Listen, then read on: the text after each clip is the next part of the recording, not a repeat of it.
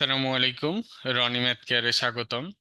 ষান্মাসিক সামষ্টিক মূল্যায়ন 2024 নবম শ্রেণী ডিজিটাল প্রযুক্তি নমুনা প্রশ্ন নিয়ে আলোচনা করা হবে এখন।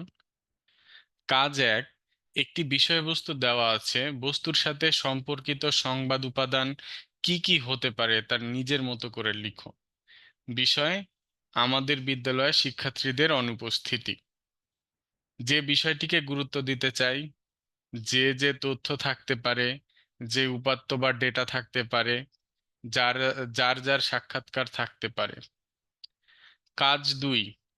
আমরা নন ডিজিটাল মাধ্যমে এবং ডিজিটাল মাধ্যমে আমাদের ব্যক্তিগত তথ্যের নিরাপত্তার জন্য হুমকি হতে পারে সেরকম অভিজ্ঞতা সময়ের একটি তালিকা তৈরি করি।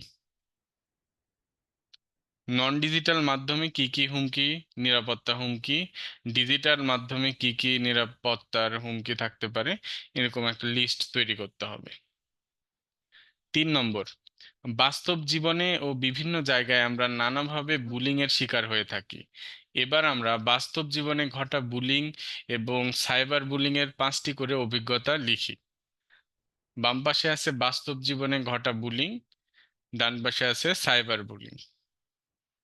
4, আমরা আমাদের বাস্তব জীবনের অভিজ্ঞতার আলোকে ডিজিটাল মাধ্যম থেকে জানা 5টি ফেক নিউজ লিখব এবং এটি কেন ফেক নিউজ তার অনুসন্ধান করব।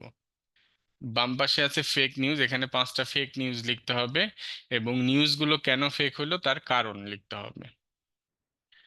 কাজ 5, একটি সাধারণ ডায়েরিতে বা জিডি আবেদনটি কিভাবে লিখতে হয় তা লিখো। এগুলো সবগুলোই তোমরা বইয়ে পেয়ে যাবা, একটু বই ভালো করে পড়লেই ভালো করতে পারবা তোমরা ইনশাল্লাহ পরীক্ষায়।